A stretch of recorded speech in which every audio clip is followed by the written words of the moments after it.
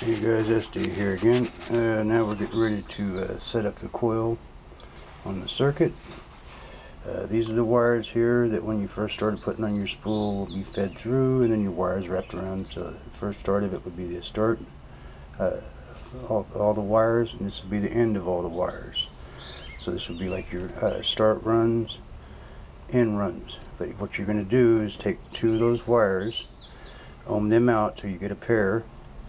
And what you're going to be doing is reversing this start and run setup. So this one here, instead of actually being called the start, this is going to be the end run, and the end of this here is actually going to be the start of your trigger circuit. And this one here, we take this out, comes right straight back out and goes to tab 1 on your pot.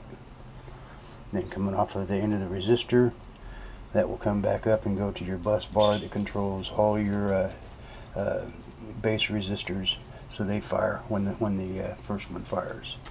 The other end of the wire is fed from the trigger, which would be the actual end of your trigger circuit. It comes off the end of your emitter, comes back up and is soldered right here.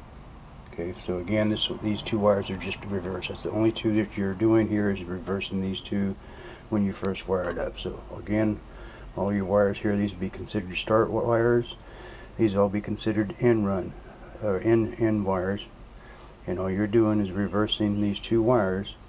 So instead of this being called start, this will be your end trigger, this would be your start trigger, and you wire it up just basically the same way that you see on like a DAF man circuit.